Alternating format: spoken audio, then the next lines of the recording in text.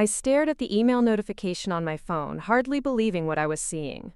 The subject line read, "Congratulations on your successful acquisition of Blackstone Holdings." Below that, a flood of LinkedIn notifications showed people from my past suddenly wanting to reconnect, to congratulate me, to catch up over coffee sometime. People who hadn't spoken to me in 3 years were now acting like we'd been best friends all along. The irony wasn't lost on me. Blackstone Holdings was the investment firm where I had worked as a junior analyst until my former colleagues decided I wasn't worth keeping around. The same building where I'd been told I'd never amount to anything without their guidance, their connections, their insider knowledge of how the real world worked. Now I owned the whole damn company. My name is David Kim, and 3 years ago, I was the expendable employee that everyone loved to push around. Fresh out of business school, eager to prove myself, and naive enough to believe that hard work and smart analysis would be enough to earn respect in the cutthroat world of high finance. I was wrong about a lot of things back then, but I was right about the numbers. "David, you're thinking too small," my former boss Marcus Whitfield had said during what turned out to be my final performance review. "This business isn't about spreadsheets and financial models. It's about relationships, connections, knowing the right people. You can crunch numbers all day, but if you can't schmooze clients at the country club, you'll never make it in this industry." Sitting across from me in his corner office with its floor-to-ceiling windows overlooking Manhattan, Marcus had delivered his verdict with the casual cruelty of someone who'd never doubted his own place in the world. "Look, David, you're a smart kid, but smart isn't enough. You need pedigree, you need connections, you need that indefinable quality that makes clients trust you with their money. Frankly, I don't think you have it." Jennifer Chen, the star associate who everyone said was destined for partnership, had nodded in agreement from her seat beside Marcus's desk. "David, you're great with the technical stuff, but this business is about so much more than that. Clients want to feel like they're dealing with someone who understands their world, someone who belongs in the same social circles they do." "What are you saying?" I'd asked, though I already knew where the conversation was heading. "We're letting you go," Marcus had said matter-of-factly. "But David, this could be the best thing that ever happens to you. Maybe you'll find a nice middle management position at some regional firm where your analytical skills will be more appreciated." Jennifer had added with what she probably thought was kindness, "David, you have to understand that some people are meant to be behind-the-scenes support staff, and there's no shame in that. Not everyone can handle the pressure and complexity of high-level investment management." The security guard had escorted me out 20 minutes later, carrying my personal items in a cardboard box while my former colleagues avoided eye contact. I'd walked past reception, where Sarah Martinez, the office manager who'd always been friendly to me, had whispered, "I'm sorry, David, this is really unfair." As the elevator doors closed on my career at Blackstone Holdings, I'd heard Marcus's voice echoing in my mind. "You'll never succeed without the right connections, without people like us to guide you." That had been 3 years ago. 3 years of proving them wrong, one calculated decision at a time. I'd started with freelance financial consulting, working from my studio apartment in Queens, taking on clients that the big firms considered too small to bother with. While Marcus and Jennifer were attending charity galas and playing golf with Fortune 500 CEOs, I was helping small businesses optimize their financial structures and family offices manage their investment portfolios. The work wasn't glamorous, but it was profitable, and more importantly, it was teaching me things about the real economy that you couldn't learn in Manhattan corner offices. I was seeing how actual wealth was created and preserved, not just how it was packaged and sold to institutional investors. My first big break came when I helped a small tech startup restructure their finances to attract venture capital. The founder, Maria Santos, had been turned away by 3 major investment firms, including Blackstone Holdings, who'd told her that her company was too niche and not scalable. I'd spent 2 weeks analyzing her business model and realized that the big firms were missing the point entirely. Her company wasn't trying to compete with established tech giants. It was creating an entirely new market category. With some strategic financial restructuring and a clearer presentation of their growth potential, we attracted a $50 million Series A round within 6 months. Maria's success story led to referrals, which led to more clients, which led to my decision to formally establish Kim Capital Advisors 18 months after leaving Blackstone. By the end of our first year, We were managing over $200 million in assets and had a waiting list of potential clients. But the real transformation came when I started using technology to automate the kind of routine analysis work that big firms charged premium fees for. While traditional investment firms were still relying on armies of junior analysts to crunch numbers manually, I developed algorithms that could perform complex financial modeling in minutes rather than hours. This wasn't just about efficiency, it was about accuracy. Human analysts made mistakes, got tired, let personal biases affect their judgment. My algorithms didn't have those limitations, and the results spoke for themselves. Our investment recommendations consistently outperformed market benchmarks by margins that attracted attention from some very wealthy individuals.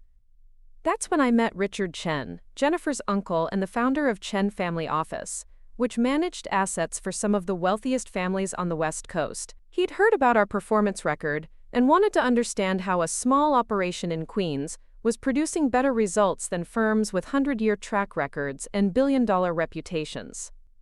David, he'd said during our first meeting, my niece Jennifer used to work with you at Blackstone Holdings. She said you were a nice enough guy but weren't really cut out for high-level finance.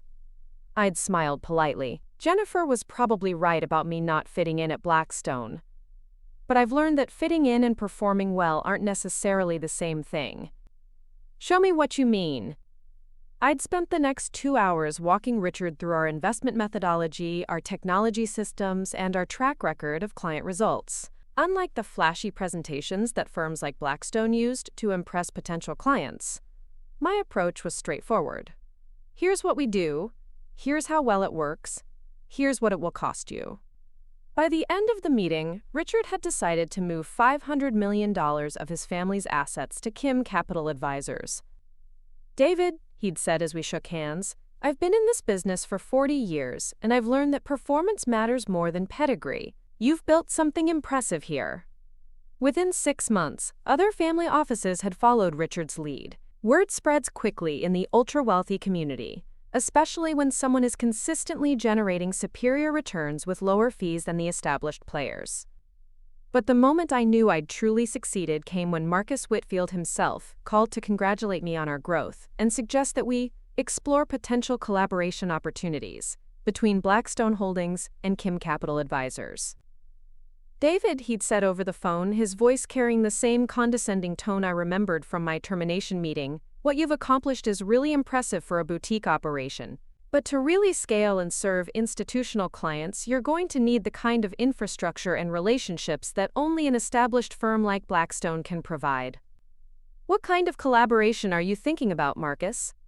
Well, we could acquire Kim Capital as a subsidiary, integrate your technology platforms with our existing operations, and give you access to our client base and institutional relationships. You'd maintain operational independence, of course, but you'd have the backing of a real investment firm. I'd almost laughed out loud. Marcus was offering to buy my company and let me continue running it as a junior partner under Blackstone's supervision, essentially the same subordinate position I'd held 3 years earlier, except now with a fancier title and the privilege of making Marcus even wealthier. That's an interesting proposal, Marcus. Let me think about it and get back to you. But I already knew my answer. I had no intention of becoming a subsidiary of anyone, especially not the firm that had dismissed my potential and shown me the door. Instead, I started making some calls of my own.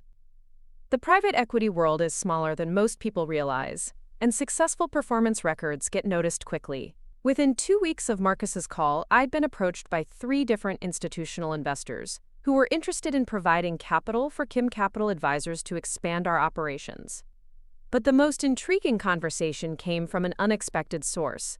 Thomas Blackstone, the 78-year-old founder of Blackstone Holdings, who had been watching our firm's growth with considerable interest. "Hey, Mr. Kim," he'd said during our phone conversation, "I understand that my current management team has reached out about potential collaboration, but I wanted to speak with you directly about a different kind of opportunity."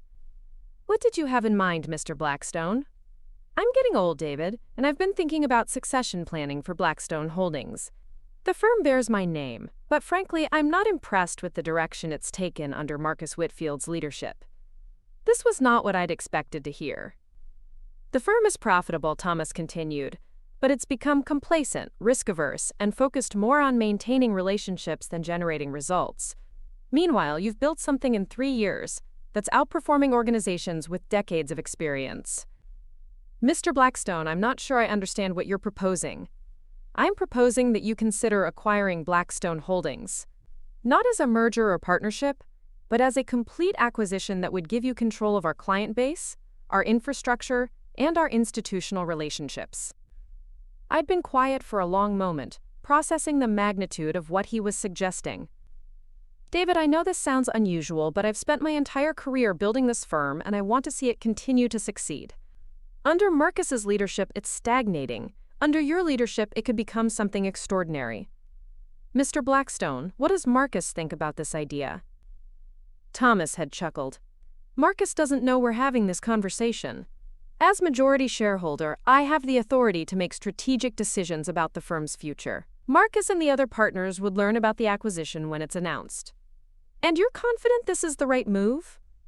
David, I've been watching your firm's performance for over a year. You've achieved in 3 years what most investment managers never achieve in entire careers. More importantly, you've done it by focusing on results rather than relationships, on technology rather than tradition, on actual value creation rather than just managing existing wealth. The negotiation that followed was complex but straightforward. Thomas wanted to ensure that his life's work would continue under leadership that shared his original vision of performance-driven investment management. I wanted to acquire the infrastructure and client relationships that would allow Kim Capital Advisors to operate at institutional scale. The deal we structured was elegant in its simplicity. I would acquire 100% of Blackstone Holdings for $2.8 billion, financed through a combination of my own capital, institutional backing, and leveraged buyout financing. Thomas would retain an advisory role and a small equity stake in the combined entity, while current management would have the option to remain as employees under new leadership or accept generous severance packages. The announcement hit the financial press like a bomb. Unknown boutique firm acquires prestigious investment house. David Kim, from fired analyst to billion-dollar acquirer. The Blackstone Holdings shock, how a Queens-based startup bought Manhattan's elite. But the headlines that amused me most were the ones focused on the human drama. Former employee returns as owner, the ultimate corporate revenge story. The truth was more complex than revenge, though I'd be lying if I said there wasn't some satisfaction in the irony. The morning after the acquisition was announced, I arrived at the Blackstone Holdings building, now my building, and took the elevator to the executive floor that had once seemed so intimidating. Sarah Martinez, still the office manager after all these years, greeted me with a huge smile. David, I can't believe it. When I heard the news yesterday, I literally screamed. After the way they treated you 3 years ago, this is just, it's perfect. Sarah, it's good to see you again. I hope you'll consider staying on as we transition the operations. Are you kidding? I wouldn't miss this for the world. Marcus's corner office, now my corner office, was exactly as I remembered it, down to the leather furniture and the view of Manhattan that was supposed to intimidate junior employees into accepting their place in the hierarchy. Marcus himself was waiting for me, along with Jennifer and the other senior partners. Their expressions ranged from shocked to bitter to desperately hopeful, depending on their assessment of their own job security under new ownership. David, Marcus began, clearly struggling to find the right tone for a conversation he'd never imagined having. Congratulations on the acquisition. This is certainly an unexpected turn of events. Thank you, Marcus. I'm looking forward to working together. Jennifer stepped forward, her usual confidence replaced by obvious anxiety. David, I want you to know that despite our past differences, I'm committed to making this transition as smooth as possible. I think there's a lot of potential for synergy between your approach and our existing client relationships. It was fascinating to watch how quickly the power dynamic had shifted. 3 years ago, these same people had dismissed me as someone who didn't have what it takes for high-level finance. Now they were trying to position themselves as valuable assets who could contribute to my vision for the firm. I appreciate that, Jennifer. But before we discuss the future, I think we should acknowledge the past. The room fell silent. 3 years ago, you told me that I'd never succeed without the right connections, without people like you to guide me. You said I was meant to be support staff, that I didn't understand how the real world worked. Marcus shifted uncomfortably in his chair. David, if we said things that were discouraging, that was never our intention. We were just trying to help you find the right fit for your skills. Marcus, you fired me because you didn't think I had the social skills to manage wealthy clients. You said I lacked the indefinable quality that this business requires. Well, obviously, we misjudged your potential. I smiled, enjoying the awkwardness of the moment more than I probably should have. Here's what's going to happen, I continued. Blackstone Holdings will continue to operate, but under new management principles focused on performance rather than pedigree, on results rather than relationships, on creating value rather than just preserving it. I looked around the room at faces that were struggling to process their new reality.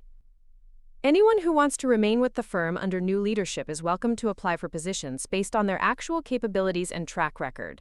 Anyone who prefers to seek opportunities elsewhere will receive generous severance packages. Jennifer raised her hand tentatively. David, what kind of positions are you talking about? The same positions that exist now, but with different criteria for advancement. Promotions will be based on client results, innovative thinking, and contribution to firm profitability rather than social connections or political maneuvering. And Marcus? Someone asked. Marcus himself answered. David, I think it's clear that my leadership style may not align with your vision for the firm. I'd prefer to discuss severance terms and transition planning.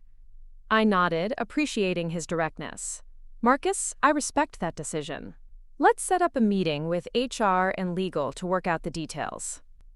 Over the following weeks, about half of Blackstone's senior staff chose to remain under new leadership, while the other half accepted severance packages and moved on to other firms.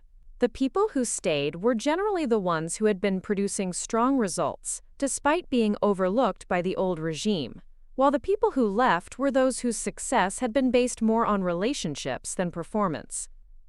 Jennifer surprised me by choosing to stay and genuinely embracing the new performance-based culture. She turned out to be much more capable than I'd given her credit for, once she stopped focusing on office politics and started focusing on actual client service. The transformation of Blackstone Holdings under Kim Capital Management exceeded even my optimistic projections. Within 6 months, we had improved client returns by an average of 23%, reduced operating costs by 31%, and attracted $1.2 billion in new assets from clients who were impressed by our technology-driven approach and transparent fee structure. But the most satisfying moment came exactly 1 year after the acquisition, when we were named Investment Firm of the Year by Financial Planning magazine, beating out firms that had decades more experience and billions more in assets under management. The award ceremony was held at the same Manhattan hotel where Blackstone Holdings used to host client appreciation events that I'd never been important enough to attend.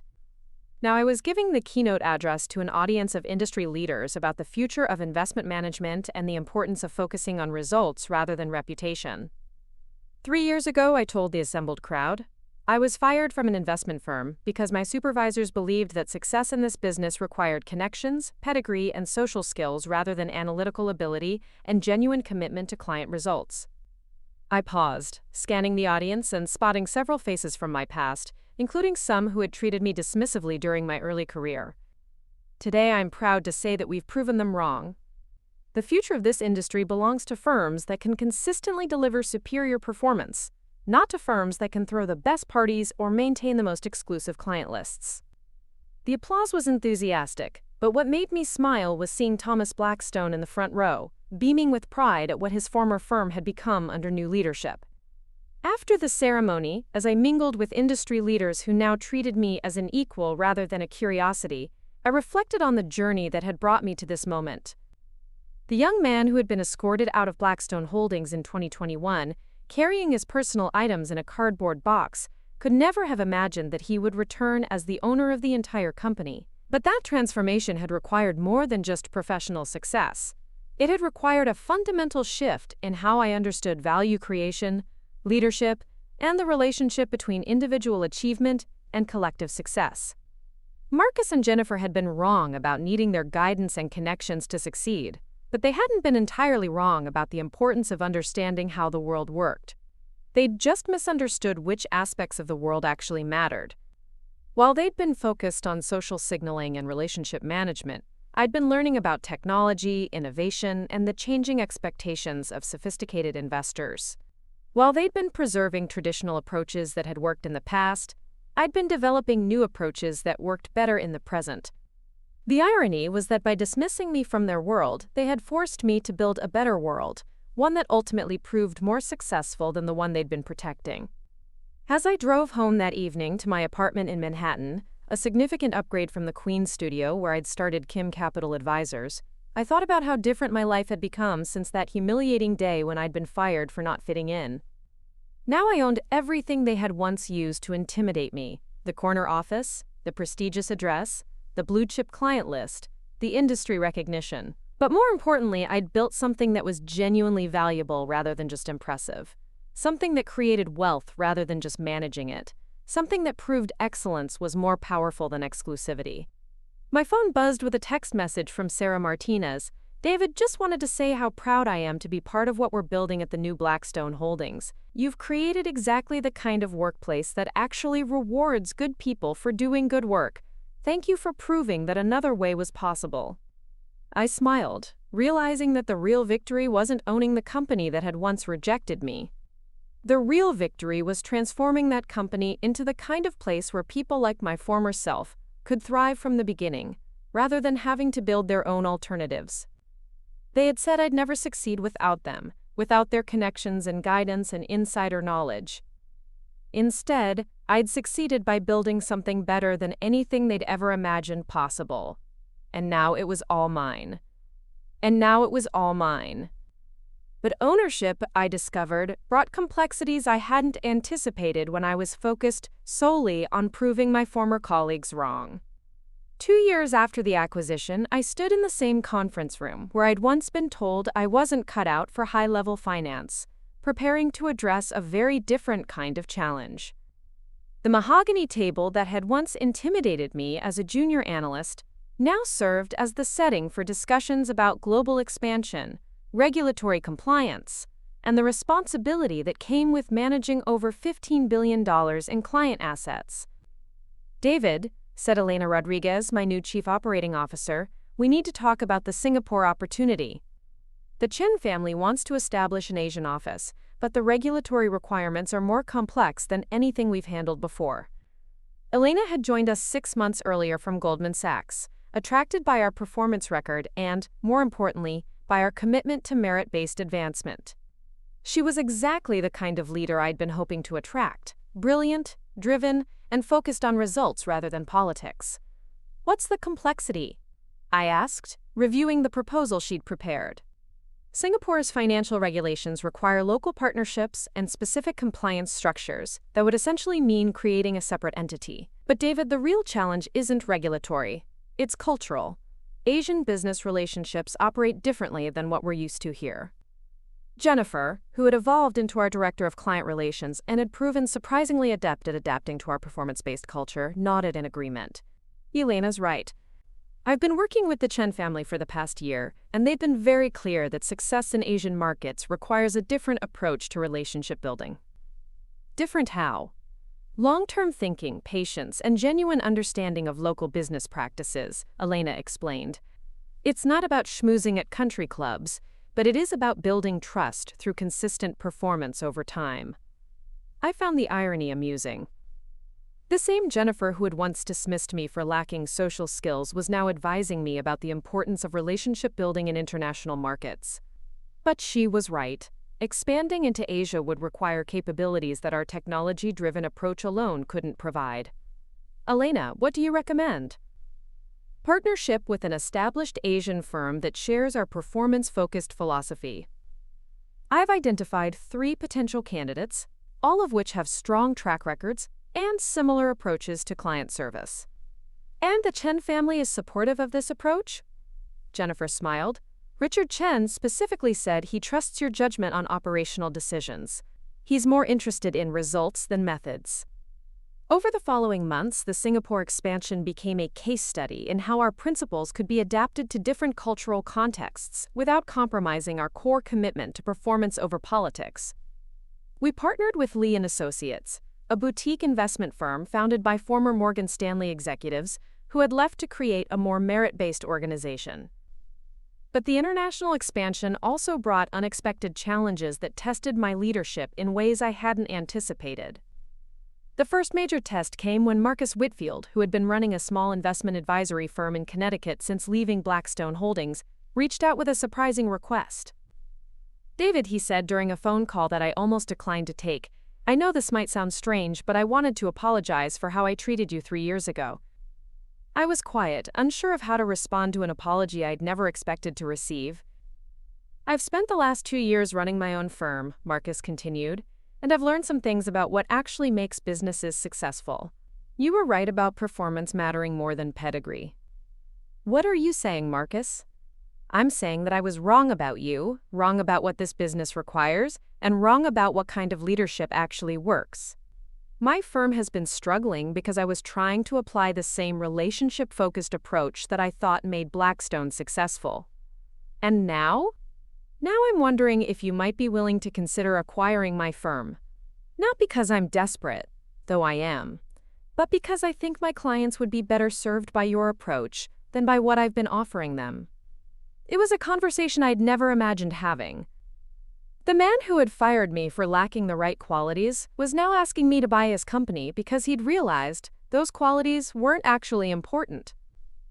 "Marcus, why would I want to acquire a struggling firm when we're already growing faster than we can handle?"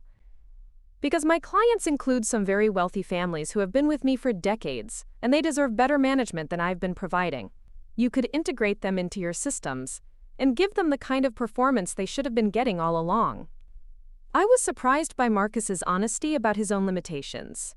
The arrogant executive who had dismissed my potential had apparently learned some humility through experience. "Let me think about it, Marcus.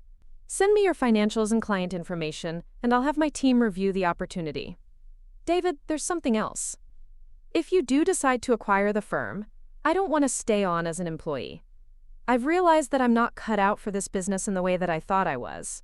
But I'd like to help with the client transition to make sure they're taken care of properly."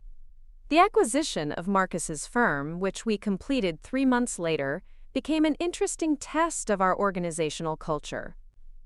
His clients, mostly old money families from Connecticut and Westchester County, represented exactly the kind of traditional wealth management relationships that had once seemed so intimidating to me as a junior analyst. But integrating them into our technology-driven approach proved easier than expected. Wealthy families, regardless of their social connections, ultimately care about the same thing as any other investor: consistent performance and transparent communication. The client meeting that sticks in my memory was with the Ashworth family, old money philanthropists who had been with Marcus for 15 years and were skeptical about transitioning to a, quote, technology firm run by some young guy. Eleanor Ashworth, the 72-year-old matriarch of the family, had agreed to meet with me primarily out of respect for Marcus's recommendation, but her body language during our first meeting suggested she expected to be disappointed. "Mr. Kim," she said, settling into her chair in our conference room with the regal bearing of someone accustomed to being deferred to, "Marcus tells us you're some kind of investment genius, but frankly, we're concerned about entrusting our family's wealth to someone we don't know. I understand your concern, Mrs. Ashworth. What would help you feel more confident about our approach?" "Well, for starters, references from families similar to ours. People who understand the importance of discretion, tradition, and long-term thinking." I smiled, thinking about how different this conversation was from the ones I'd had with tech entrepreneurs and new money entrepreneurs who were impressed by our innovation and performance metrics. "Mrs. Ashworth, let me introduce you to someone." I picked up my phone and dialed a number. "Richard, are you available for a quick call? I have someone I'd like you to speak with." I put the call on speaker. "Richard Chen, I'd like you to meet Eleanor Ashworth. The Ashworth family is considering transitioning their portfolio management to us, and Mrs. Ashworth has some questions about our approach to working with established families."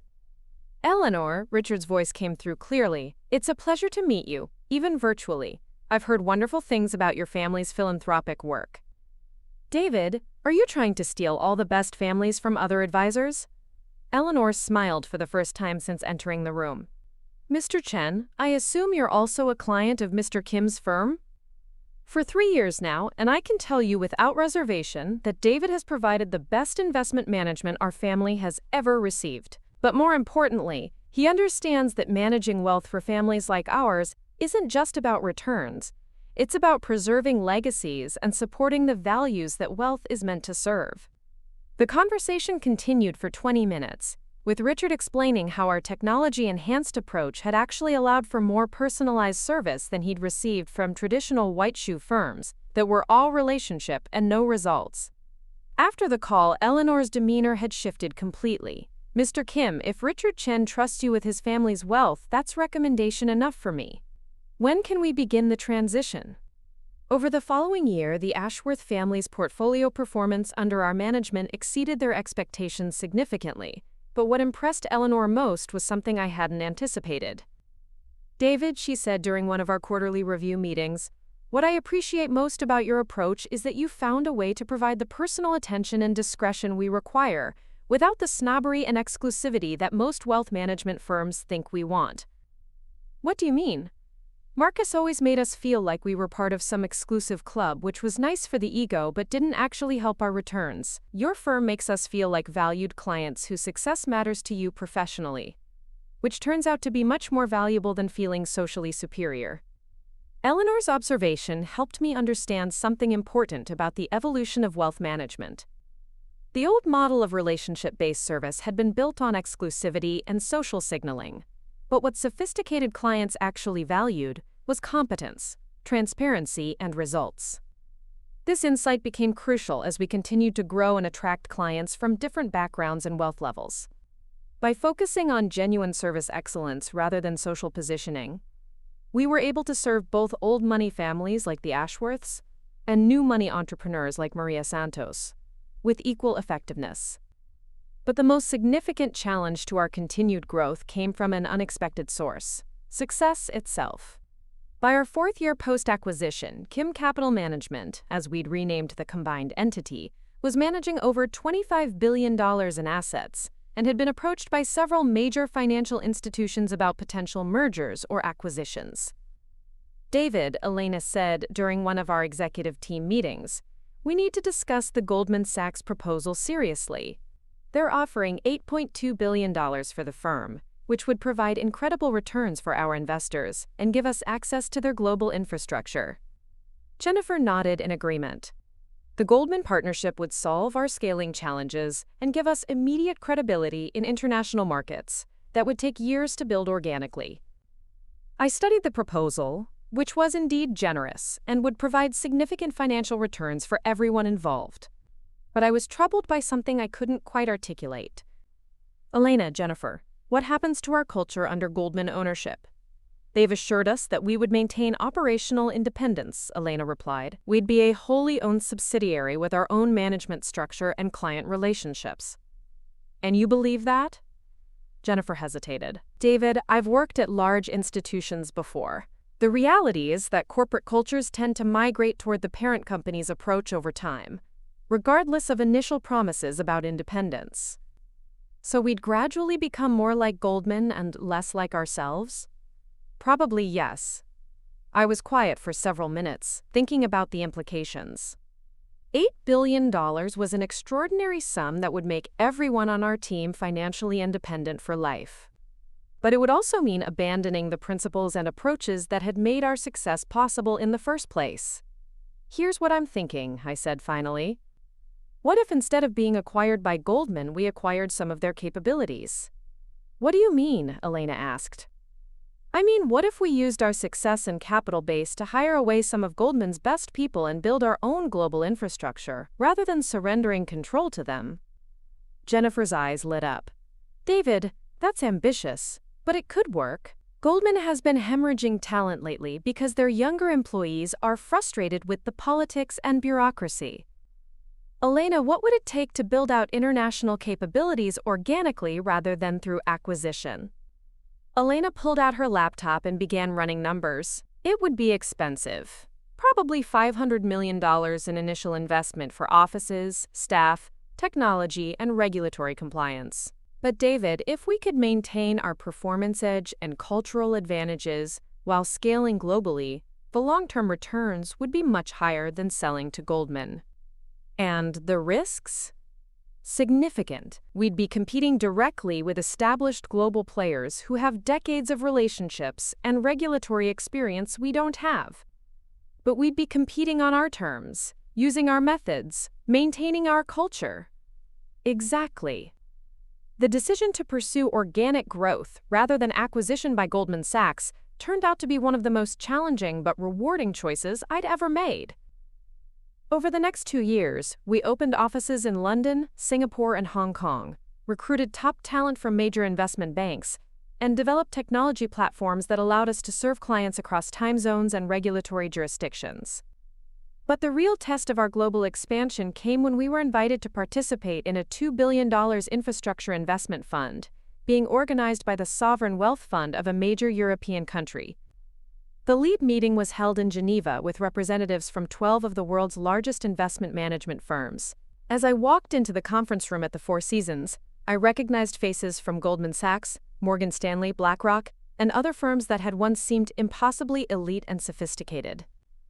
"Gentlemen," said Klaus Weber, the senior investment officer representing the Sovereign Wealth Fund, "thank you all for participating in this process. The investment we're discussing represents a significant commitment from our government, and we're looking for partners who can demonstrate both exceptional performance and global operational capability." As each firm presented their capabilities and track record, I noticed a pattern in their approaches. They emphasized their history, their assets under management, their institutional relationships, and their global footprint. All impressive credentials, but focused more on what they had done in the past than on what they could accomplish in the future. When my turn came, I took a different approach. "Klaus, gentlemen," I began, "Kim Capital Management is the youngest firm in this room, but we're also the only firm that has consistently outperformed benchmark returns while reducing client costs and improving transparency. While our competitors have been managing their reputations, we've been managing results." I walked them through our technology platforms, our analytical capabilities, and our track record of client performance across different market conditions. "The question isn't whether we have the longest history or the largest asset base," I continued. "The question is whether we can deliver the best outcomes for your investment objectives." The presentation lasted 45 minutes, followed by another hour of detailed questions about our risk management, regulatory compliance, and operational capabilities. 3 weeks later, Klaus called to inform me that Kim Capital Management had been selected as the lead manager for the infrastructure fund, beating out firms with 10 times our assets under management and 50 times our corporate history. "David," Klaus explained, "your presentation was the only one focused on what you could do for us rather than on what you had done for others. That kind of forward-thinking approach is exactly what we need for this type of innovative investment." The infrastructure fund became our entry point into the world of sovereign wealth management, leading to additional mandates from pension funds, endowments, and government investment entities that valued performance over prestige. But perhaps the most satisfying moment of our global expansion came when I received an unexpected call from Thomas Blackstone, now 82 years old and serving as our chairman emeritus. "David," he said, "I wanted to call and tell you how proud I am of what you've built. When I first suggested you acquire Blackstone Holdings 5 years ago, I hoped you would restore the firm to profitability. I never imagined you would transform it into one of the world's leading investment management companies. Thomas, I couldn't have done it without your initial confidence and support. David, you could have done it without anyone's support. That's what makes you special as a leader. You create value rather than just redistributing it." He paused for a moment. "I've been thinking about something. When Marcus fired you 7 years ago, he said you lacked the qualities necessary for success in this business. But I think he was wrong about what those qualities actually are." "How so?" "Marcus believed that success required social connections, political skills, and the ability to fit into existing power structures. But you've proven that real success requires analytical capability, technological innovation, and the courage to build better systems rather than just navigating existing ones." "I've had some advantages that other people don't have," I replied, thinking about the financial resources and institutional support that had enabled our rapid growth. "David, your biggest advantage wasn't money or connections. It was perspective. Because you were excluded from the traditional networks, you had to find better ways of creating value. And those better ways turned out to be genuinely superior to the traditional approaches.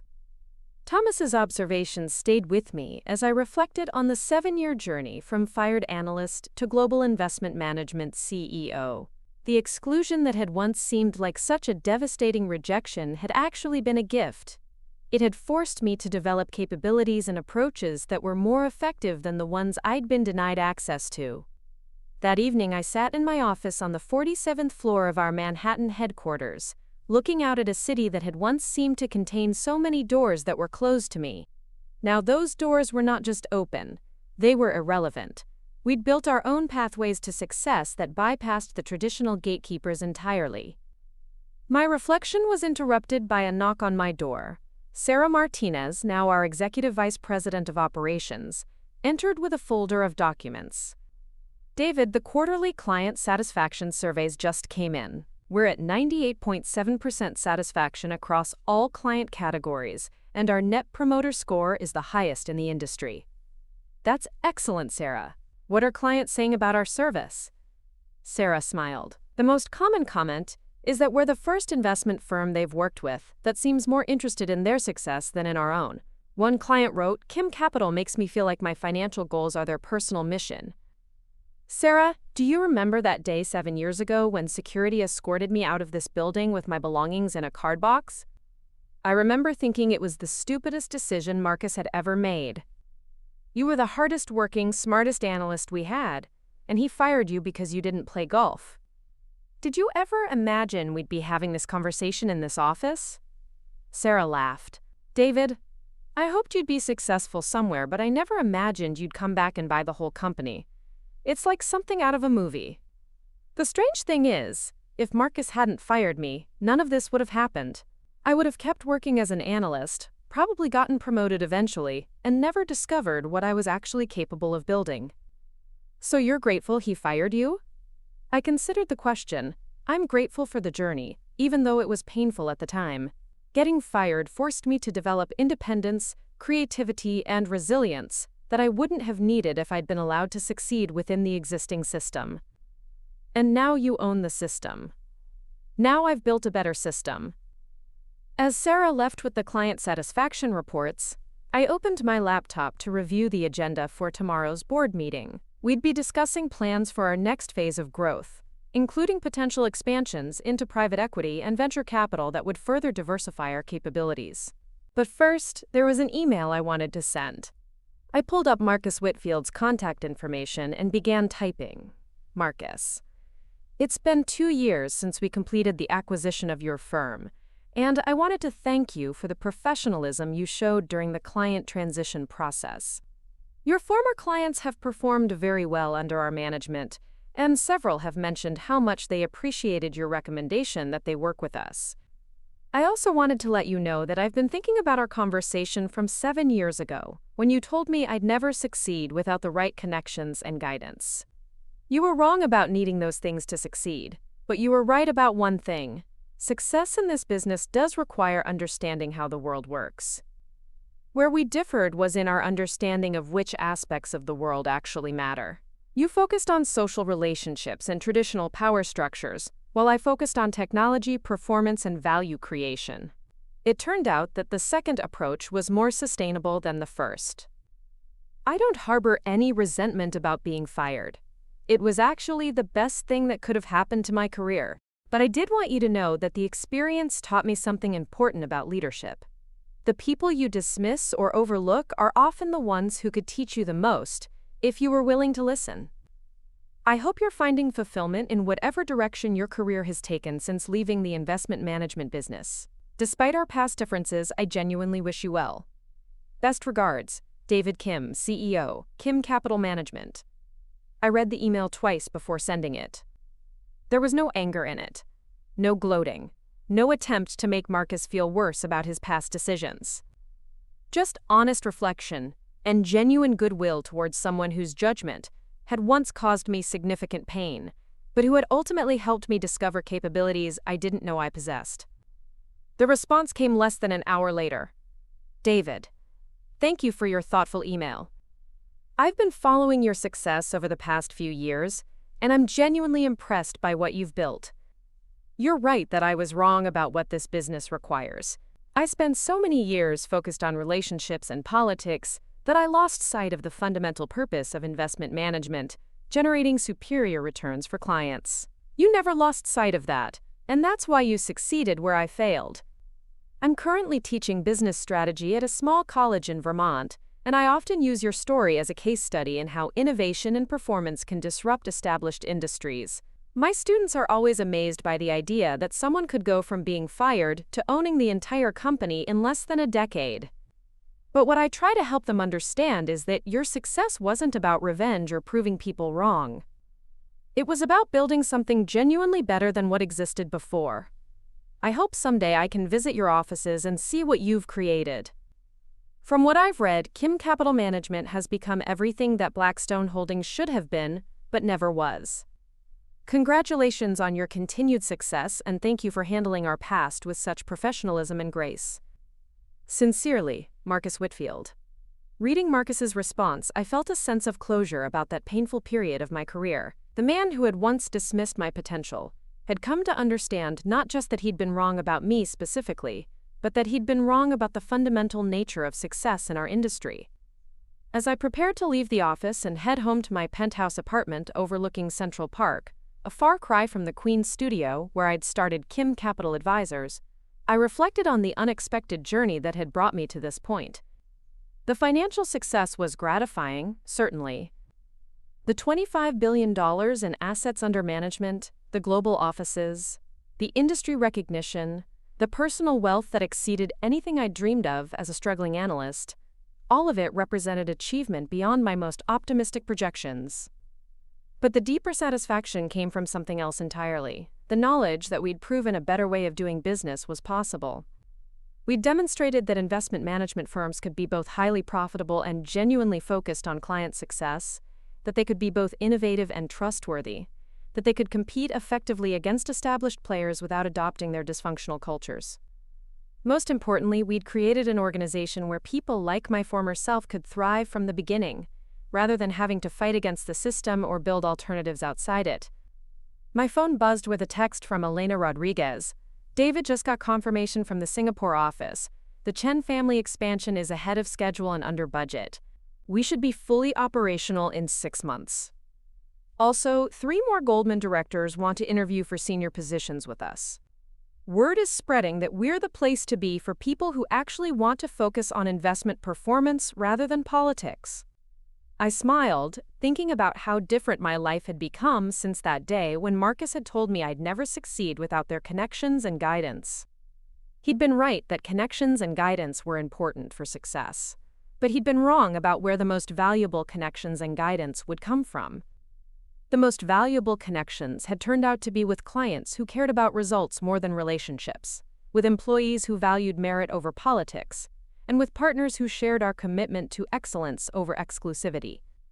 The most valuable guidance had come not from established industry veterans protecting their positions, but from innovators, disruptors, and forward thinkers who understood that the future belonged to organizations that could adapt and improve rather than just preserve and protect. As I walked through the lobby of our headquarters, the same lobby where I'd once been escorted out in humiliation, I realized that Marcus and Jennifer's prediction had come true, just not in the way they'd intended. They'd said I'd never succeed without them. They were absolutely right. I had succeeded not without them, but beyond them, by building something that transcended everything they'd thought was necessary for success in our industry. And now, everything they had ever wanted, the prestige, the wealth, the industry recognition, the global influence, was mine. But more importantly, everything I had always wanted, the opportunity to prove that merit mattered more than connections, that innovation mattered more than tradition, that performance mattered more than pedigree, had been achieved in ways that benefited not just me, but everyone who worked with us, and everyone whose wealth we managed. They had dismissed me as someone who didn't understand how the world worked. Instead, I had learned to build a better world. And that, more than any financial metric or industry award, was the real measure of success. And that, more than any financial metric or industry award, was the real measure of success. 5 years later, I stood before the World Economic Forum in Davos, preparing to deliver the keynote address on the future of wealth management in a digital age. The audience included heads of state, CEOs of multinational corporations, and leaders of the world's largest financial institutions, many of whom now sought partnerships with Kim Capital Management rather than viewing us as upstart competitors. But as I looked out at the assembled global elite, I found myself thinking not about the speech I was about to give, but about a conversation I'd had earlier that morning with my newest hire, Alex Chen, a brilliant 24-year-old data scientist who had just graduated from MIT with a PhD in machine learning and financial mathematics. "Mr. Kim," Alex had said during our video call from our Boston office, "I wanted to thank you for the opportunity to work at Kim Capital, but I also wanted to ask you something that might sound presumptuous." "Go ahead, Alex." "I've been studying your career trajectory and the growth of the firm, and I'm curious about something. You've achieved everything you set out to accomplish. You've proven that merit beats connections. You've built a global organization. You've transformed industry practices. What drives you now?" It was a question I'd been asking myself more frequently as Kim Capital Management had grown beyond even my most ambitious projections. We now managed over $75 billion in assets across 6 continents, employed over 2,000 people in 12 countries, and had been recognized as the most innovative investment management firm in the world for 3 consecutive years. "Alex," I'd replied, "that's not presumptuous at all. It's actually something I've been thinking about a lot lately. The truth is, I'm not entirely sure what the next chapter looks like." "What do you mean?" "I mean that the original goal was to prove that a different approach to investment management was possible. We've proven that. The goal was to build a successful firm based on merit rather than connections. We've done that. The goal was to show that innovation could disrupt established industries. We've accomplished that too." Alex had been quiet for a moment. "So what's the goal now?" "That's what I'm trying to figure out." Standing now before the Davos audience, I realized that Alex's question had crystallized something I'd been struggling to articulate about this phase of my career. Success, it turned out, created its own set of challenges that were completely different from the challenges of achieving success in the first place. "Ladies and gentlemen," I began my speech, 12 years ago, I was fired from an investment firm for lacking the social connections and political skills that my supervisors believed were essential for success in wealth management. Today, that same firm operates as a subsidiary of Kim Capital Management, and our technology-driven, performance-focused approach has become the industry standard. The audience chuckled appreciatively, but I could see that many of them were taking notes. These weren't just polite listeners. They were business leaders trying to understand how to adapt their own organizations to remain competitive in a rapidly changing landscape. "But I didn't come here today to talk about disrupting traditional business models," I continued. "I came to discuss what happens after disruption succeeds, and what responsibility successful innovators have to ensure their innovations serve broader social purposes." This was the theme I'd been developing over the past year as Kim Capital had grown large enough to influence not just investment management practices, but broader economic patterns. When we started Kim Capital Management, our goal was simple: provide better investment returns through superior analysis and technology. But as we've grown, we've discovered that our methods don't just generate wealth. They also demonstrate how organizations can create more equitable opportunities for advancement, more transparent decision-making processes, and more sustainable business practices. I paused, scanning the audience and noting the mix of interest and skepticism on various faces. The question I want to pose to all of you today is this: what obligations do successful businesses have to share the innovations and practices that enabled their success? And how can we ensure that business innovation serves not just shareholders but society as a whole? The speech continued for another 20 minutes, outlining Kim Capital's plans to establish a foundation focused on promoting merit-based business practices, supporting financial literacy education, and funding research into more equitable economic systems. But the real impact of the Davos speech came from the conversations it generated afterward. CEOs from industries ranging from technology to manufacturing approached me with questions about how to implement performance-based advancement systems in their own organizations. Government officials inquired about partnering with us on initiatives to improve financial inclusion and economic opportunity. Most significantly, I was approached by Dr. Sarah Williams, the president of the Global Economic Development Institute, who had been in the audience. "David," she said as we met for coffee the next morning, "your presentation yesterday got me thinking about a proposal I've been developing.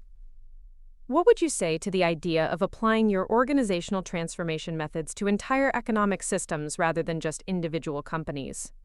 "What do you mean exactly?" "I mean using Kim Capital's expertise in identifying and developing underutilized talent to help developing countries build more effective financial institutions and create more equitable economic opportunities." Dr. Williams opened her tablet and showed me research data from several emerging economies. "Look at these patterns. Countries with high inequality and limited social mobility consistently underperform economically, not because they lack talented people, but because their institutions don't effectively identify and develop that talent." I studied the data, recognizing patterns similar to what we'd seen in dysfunctional corporations before implementing our transformation methods. "Sarah, you're suggesting that entire countries suffer from the same kinds of problems we've learned to solve in business organizations?" "Exactly. Political advancement instead of merit-based advancement, resource allocation based on relationships rather than results, institutional structures that preserve existing hierarchies rather than promoting excellence." "And you think our business transformation methods could be adapted to address these systemic problems?" "I think you've developed the most successful model for creating merit-based, performance-focused organizations that the world has ever seen. The question is whether you're interested in applying that model to challenges larger than wealth management." It was an intriguing proposition that connected to something I'd been feeling increasingly strongly about: the sense that my individual success was meaningful only if it contributed to broader positive change. "Sarah, let me think about this and discuss it with my team, but I'm definitely interested in exploring how we might contribute to that kind of work." The conversation with Dr. Williams led to the establishment of the Kim Foundation for Economic Development, which launched 6 months later with a $2 billion endowment and a mission to promote merit-based institutions and equitable economic opportunity worldwide. But the foundation also brought me face-to-face with challenges that were far more complex than anything we'd encountered in the business world. Our first major project was a partnership with the government of Rwanda to help design and implement a merit-based civil service system that could support the country's ambitious economic development goals. The technical aspects of the project, developing assessment criteria, creating transparent advancement processes, implementing performance measurement systems, were straightforward applications of methods we'd refined over years of organizational transformation work. But the political and cultural aspects were enormously more complex. "David," said Dr. Emilia Mukamana, Rwanda's Minister of Public Service, during one of our planning meetings in Kigali, "the systems you're proposing are exactly what we need to build effective institutions. But implementing them requires navigating tribal relationships, regional loyalties, and historical grievances that don't exist in corporate settings. What kinds of challenges are you anticipating?" For example, in Rwandan culture, showing respect for elders and maintaining social harmony are considered more important than individual achievement or direct criticism. Your performance evaluation systems assume that people will be comfortable giving and receiving direct feedback about work quality. Dr. Mukamana pulled out a detailed cultural analysis her team had prepared. "We want merit-based advancement, but we also need to ensure that the systems we implement are compatible with Rwandan values and social structures. So we need to adapt our methods to work within different cultural contexts, rather than trying to impose American business practices." Exactly. The goal is the same: identifying and developing talent, rewarding excellence, creating opportunities for advancement based on contribution rather than connections. But the methods need to respect local values and social dynamics.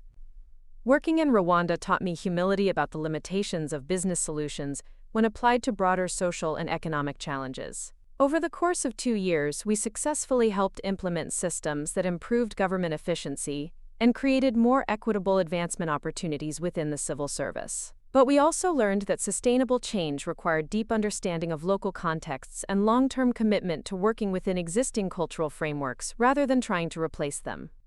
The Rwanda project's success led to requests from other countries, And within 3 years, the Kim Foundation was working on institutional development projects in 12 different countries across 4 continents. But perhaps the most personally meaningful aspect of this work came through an unexpected connection to my own past.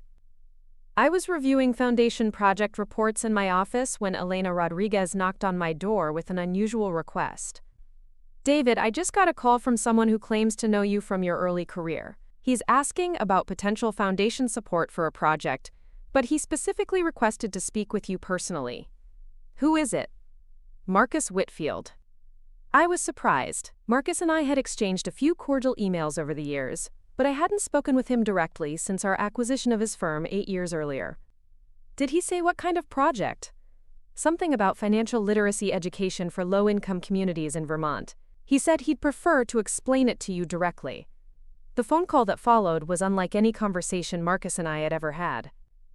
"David," he began, "I know this might seem strange, but I've been following the Foundation's work and I think there might be an opportunity for collaboration." "I'm listening."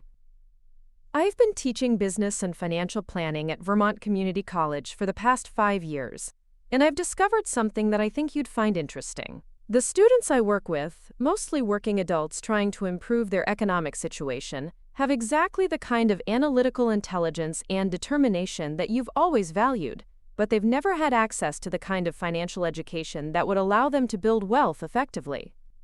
Marcus paused, and I could hear genuine passion in his voice as he continued. "David, these are people who balance multiple jobs while going to school, who manage family finances on tight budgets, who understand the value of hard work and careful planning, but nobody has ever taught them about investment strategies, compound interest, or wealth-building techniques." "And you're proposing what exactly?" "A comprehensive financial literacy program that goes beyond basic budgeting to actually teach people how to build investment portfolios, start small businesses, and create long-term wealth." "But David, I don't have the expertise to develop something like that. You do." I was intrigued by Marcus's proposal, partly because it addressed a gap I'd noticed in most financial literacy programs, which focused on debt management and budgeting rather than wealth creation.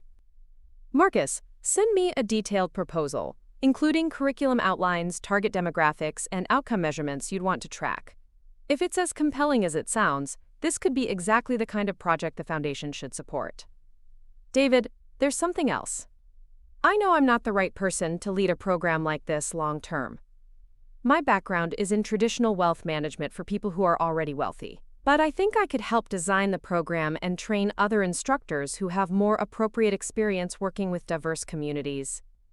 It was a remarkably self-aware assessment from someone who had once been convinced of his own indispensability.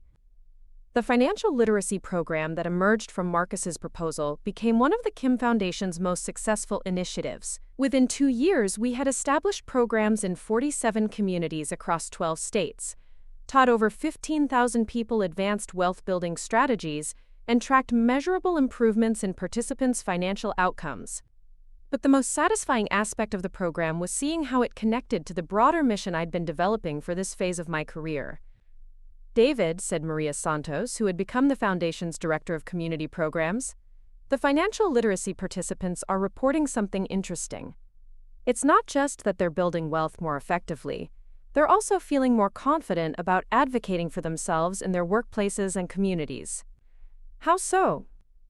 "When people understand how money actually works, how investments generate returns, how businesses create value, they start recognizing when they're being undervalued or when opportunities are being unfairly distributed. They become better advocates for merit-based treatment." Maria showed me survey data from program participants. "Look at these results. 63% report asking for raises or promotions within a year of completing the program. 47% have started side businesses or investment activities. 31% have moved to better jobs or careers." So financial literacy is creating broader empowerment beyond just personal wealth building? Exactly. People who understand how wealth is created and managed are less willing to accept systems that limit their opportunities based on factors other than merit. This insight led to an expansion of our foundation work to include not just institutional development and financial literacy, but also advocacy for policy changes that would promote more merit-based economic systems. The policy work brought me into contact with legislators, government officials, and academic researchers who were studying economic inequality and social mobility. Many of them were familiar with Kim Capital's business practices and were interested in exploring how our organizational methods might inform public policy. It was during one of these policy discussions that I received a call that would define the next phase of my career in ways I couldn't have anticipated. "Mr. Kim," said the caller, who introduced herself as Rebecca Martinez from the Office of the President, "the President has asked me to inquire whether you might be interested in serving as chairman of a new National Commission on Economic Opportunity and Merit-Based Advancement." I was stunned. The idea that my work had attracted attention at the highest levels of government was both flattering and intimidating. What would such a commission focus on? Developing policy recommendations to promote more equitable economic opportunity while maintaining competitive market dynamics. Essentially, scaling the approaches you've developed in business to address systemic economic challenges. Rebecca, I'm honored by the invitation, but I should mention that I'm not particularly political. My interest is in methods that work, regardless of partisan considerations. Mr. Kim, that's exactly why the President wants you for this role. The Commission needs someone with demonstrated expertise in creating merit-based systems and a track record of achieving results rather than just advocating for particular ideologies. The conversation continued for another 30 minutes, covering the Commission's scope, timeline, and expected deliverables. By the end of the call, I had agreed to consider the appointment seriously, though I requested time to discuss it with my team and family. That evening, I sat in my home office overlooking Central Park, reflecting on how far I'd traveled from the day Marcus Whitfield had told me I'd never succeed without the right connections and political skills. Now I was being invited to advise the President of the United States on economic policy, to help design systems that could affect the economic opportunities of millions of people, to apply the lessons I'd learned from transforming dysfunctional organizations to the challenge of building more equitable economic institutions. The young man who had been fired for lacking social connections was being asked to help design social policies. The analyst who had been dismissed as politically naive was being invited to participate in the highest levels of political decision-making. But more than personal vindication, the commission appointment represented an opportunity to contribute to changes that could outlast any individual career and create lasting improvements in how economic systems operated. My phone buzzed with a text from Alex Chen, the young data scientist who had asked me about my goals and motivations. "David saw the news about the presidential commission appointment. Congratulations. But I have to ask, is this the answer to the question about what drives you now?" I smiled, realizing that Alex's question from months earlier had been prescient. The commission work would indeed represent a new chapter, one focused on applying everything I'd learned about building merit-based organizations to the challenge of building more merit-based economic systems. I typed back, "Alex, I think it might be. The goal now isn't just to prove that merit-based systems work. It's to help build a society where merit-based systems are the norm rather than the exception." As I prepared for bed, I thought about the journey that had brought me to this point. 12 years ago, I had been focused on proving that I could succeed despite being rejected by people who didn't recognize my potential. Tonight, I was preparing to help design policies that could ensure other people wouldn't face the same barriers to recognition and advancement that I had overcome. Marcus and Jennifer had been right about one thing. Success in this world did require understanding how systems worked, but they had been wrong about which systems mattered most and how those systems could be changed. The systems that mattered weren't the exclusive social networks that preserved existing hierarchies. They were the economic and institutional systems that determined whether talent was recognized and rewarded regardless of background, connections, or social positioning. And those systems, as I'd learned through 12 years of business transformation work, could be changed by people who understood how to build better alternatives. Tomorrow, I would begin the work of applying those lessons to challenges that were larger and more complex than any I'd previously tackled. But tonight, I was content to sit in my home office, surrounded by awards and recognition from an industry that had once dismissed me as unsuitable, planning how to help build a world where nobody would have to overcome the barriers I had faced. They had said I'd never succeed without them. Instead, I had learned to succeed by helping others succeed without the limitations they had tried to impose. And now, that approach was being called upon to help reshape the economic systems that determined opportunity and advancement for millions of people. The real work was just beginning. The real work was just beginning. 3 months into my tenure as chairman of the National Commission on Economic Opportunity and Merit-Based Advancement, I found myself in the Roosevelt Room of the White House, presenting our preliminary findings to the President and her Economic Advisory Team. The irony of the setting wasn't lost on me.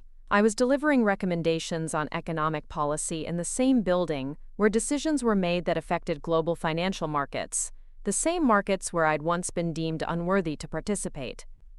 Mr. Kim, the President said, reviewing our initial report, these recommendations are more comprehensive than we anticipated. You're not just proposing changes to government hiring practices, you're suggesting fundamental reforms to how we measure economic success. Madam President, I replied, our research has shown that the barriers to merit-based advancement exist throughout American economic institutions, not just in government. Addressing them comprehensively requires coordinated changes across public policy, corporate governance, and educational systems. Secretary of the Treasury Jennifer Walsh, not the Jennifer from my Blackstone days, but coincidentally sharing the same name, leaned forward with interest. David, walk us through the data on corporate promotion patterns. The numbers you've presented suggest that current advancement systems are actively counterproductive to economic efficiency. I pulled up the analysis my team had spent months developing. Secretary Walsh, we studied promotion patterns across Fortune 500 companies over the past decade. What we found was that companies with more transparent, merit-based advancement systems consistently outperformed their peers in profitability, innovation metrics, and employee retention. By how much? Companies in the top quartile for merit-based advancement practices averaged 23% higher returns on equity, 31% better employee retention rates, and 18% more patent applications per employee than companies in the bottom quartile. The President's chief economic advisor, Dr. Robert Chen, no relation to the Jennifer Chen from my past, whistled softly. Those are significant differences. But implementing merit-based systems across the entire economy would require massive changes to corporate governance structures. Dr. Chen, that's exactly why we're recommending a combination of incentives and regulatory changes rather than mandates. Tax credits for companies that can demonstrate measurable progress toward transparent advancement criteria, combined with disclosure requirements that make promotion patterns visible to shareholders and employees. The meeting continued for another hour, covering everything from educational reform to financial regulation to international competitiveness. But what struck me most was how naturally our business transformation methods translated to policy discussions. The same analytical approaches that had worked for individual companies could be applied to entire economic systems. After the meeting, I walked out of the White House onto Pennsylvania Avenue, still somewhat amazed that the person Marcus Whitfield had dismissed as politically naive was now advising the President on economic policy. But the real significance wasn't personal. It was the possibility that our methods for creating merit-based organizations could influence how opportunity and advancement worked throughout American society. My reflection was interrupted by my phone buzzing with a call from an unexpected source. Alex Chen, my young data scientist, who is now leading our foundation's research division. David, I'm sorry to bother you, but something interesting just happened that I thought you'd want to hear about immediately. What is it, Alex? I just got off a call with Dr. Maria Santos. She's now the Dean of Business at Stanford, but you know her as the entrepreneur whose startup you helped restructure 12 years ago? I smiled, remembering Maria's company that had been dismissed as too niche by the major investment firms, including the old Blackstone holdings. Maria called because Stanford has received a $500 million donation, specifically to establish a center for merit-based organizational design based on the methods you've developed. The donor wants to remain anonymous, but they specified that the center should focus on training the next generation of business leaders in creating equitable, performance-focused organizations. Alex, that's incredible. Do we know anything about who might have made such a large donation? The legal paperwork traces back to a trust fund established by someone named Thomas Blackstone. Does that name sound familiar? I stopped walking, struck by the unexpected connection. Thomas Blackstone, the founder of the firm where I'd been fired, was now funding academic research into the very methods I'd developed after leaving his company. "Alex, I'll call you back. I need to make another phone call first." Thomas Blackstone, now 86 years old, answered on the second ring. "David, I was wondering when you'd call. I assume you heard about the Stanford donation?" "Thomas, I'm surprised. Why fund research into organizational methods at a university rather than just implementing them directly in business?" "David, I'm 86 years old. I don't have many years left to see the impact of my investments. But you've proven that these methods work, and I want to ensure that future business leaders understand them as fundamental principles rather than innovative exceptions." Thomas paused, and I could hear the weight of his years in his voice. "David, when I sold you Blackstone Holdings 8 years ago, I hoped you would restore the firm to profitability. What you've accomplished instead is to demonstrate that American capitalism can be both highly competitive and genuinely equitable. That's a legacy worth preserving and extending." "Thomas, the methods we've developed aren't revolutionary. They're just systematic applications of fairness and competence. Any organization can implement them." "David, that's exactly why they need to be taught formally. What seems obvious to you after years of practice needs to be learned by people who have grown up in traditional hierarchical systems."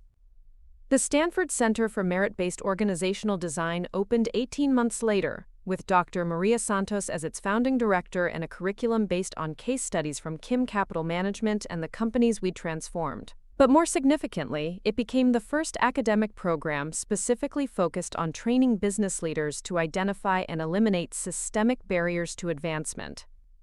The center's first graduating class included several people whose stories connected directly to my own journey in unexpected ways.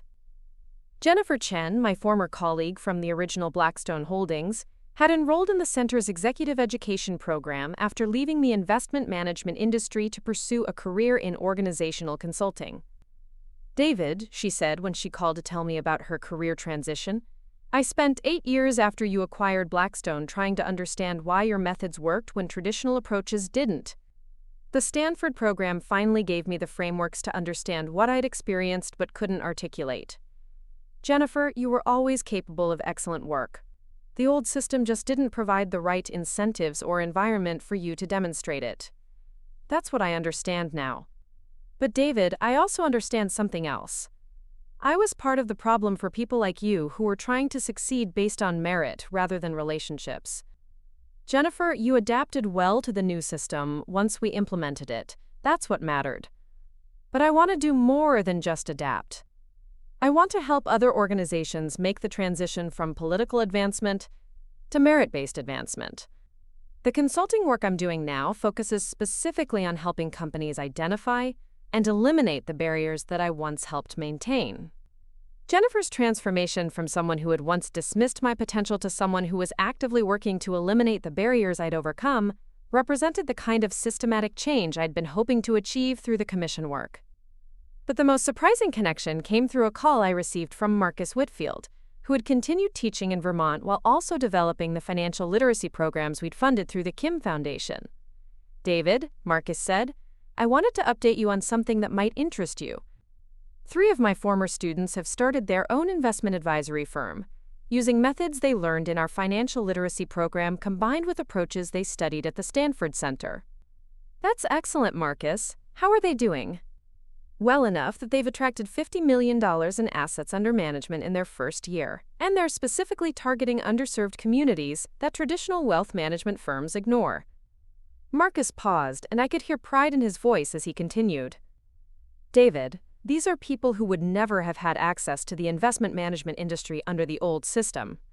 They don't have Ivy League MBAs or family connections to wealthy clients, but they understand their community's financial needs. They've mastered the technical skills through our programs, and they're providing genuinely valuable services." "Are they profitable?"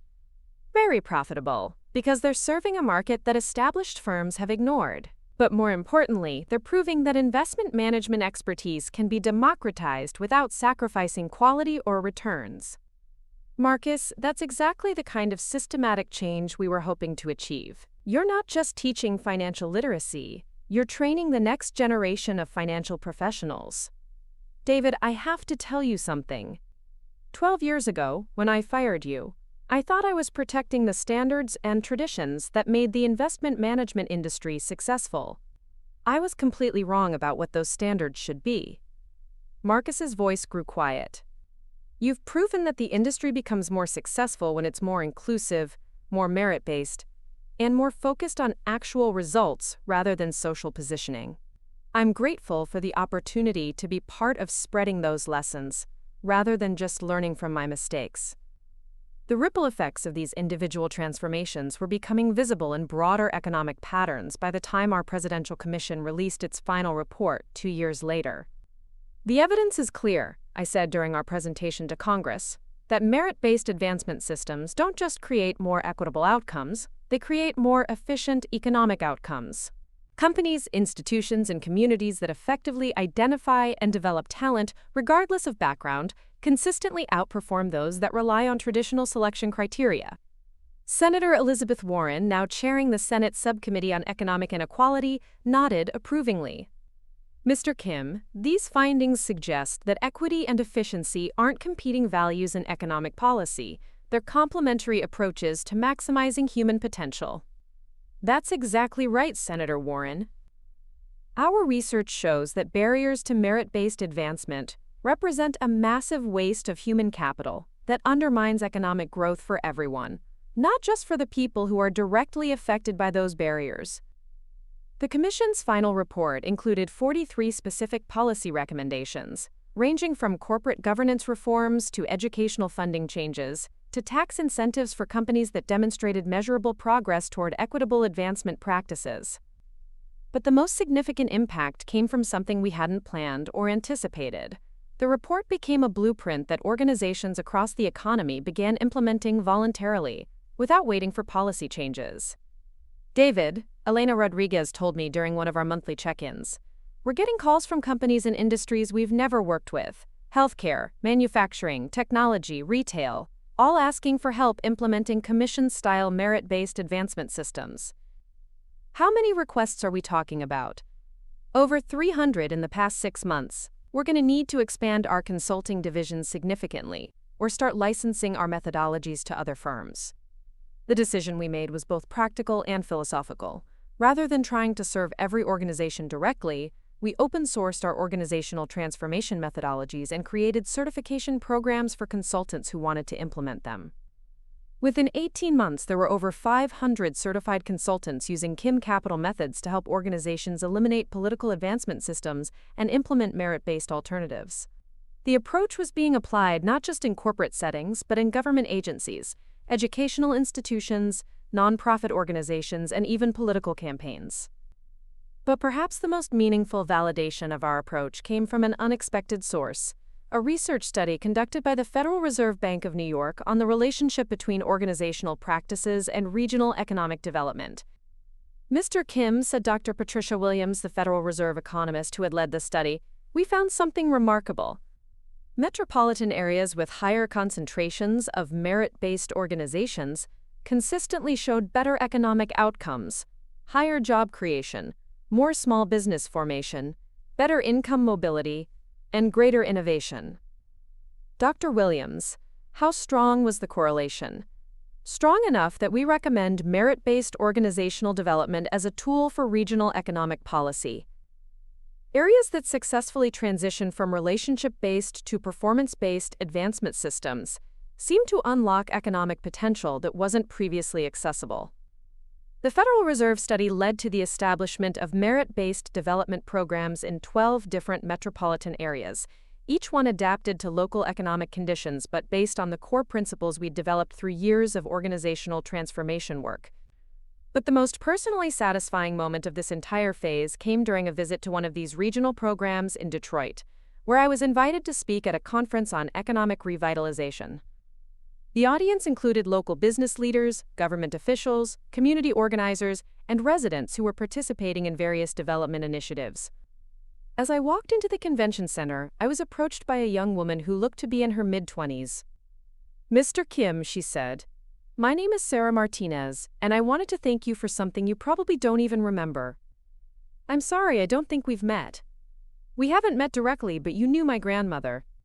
She was the office manager at Blackstone Holdings when you worked there 12 years ago, and she always said you were the hardest working and smartest analyst in the building.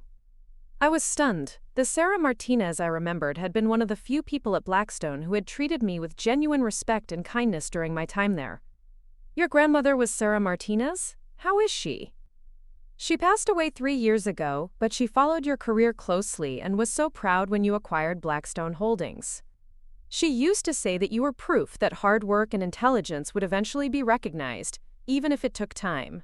Young Sarah continued, "But I wanted to thank you for something else. I'm a graduate of the financial literacy program you funded in Vermont, and I'm now working as a community development coordinator here in Detroit. The methods I learned through your foundation programs have helped me start 3 small businesses and organize financial education programs in my neighborhood." Sarah, that's wonderful. You're exactly the kind of person those programs were designed to serve. Mr. Kim, what I really wanted to tell you is that your story, being fired for not fitting in, then building something better than what you were excluded from, has inspired a lot of people in my community who feel like the traditional economy doesn't have room for them. I stood there in the Detroit Convention Center, looking at this young woman whose grandmother had witnessed my lowest moment and who now represented everything I'd hoped to achieve through years of building something better than what I'd been denied. "Sarah," I said quietly, "that's the most meaningful thing anyone has ever said to me about my career." As I walked back to my car that evening, I thought about Marcus Whitfield's words from 12 years ago, "You'll never succeed without us, without our connections and guidance." He'd been absolutely right. I had succeeded not without them, but by building something so much better than what they represented that their approval became irrelevant. And now, people like Sarah Martinez were using the systems I'd created to build their own success, proving that exclusion could become the foundation for inclusion, that rejection could become the catalyst for transformation. They had said I'd never succeed without them. Instead, I had succeeded by ensuring that people like Sarah would never need them at all. Standing in my Manhattan office the next morning, looking out at a city where merit-based advancement was becoming the norm rather than the exception, I realized that the real victory wasn't owning everything they had ever wanted. The real victory was making what they had wanted obsolete. The end.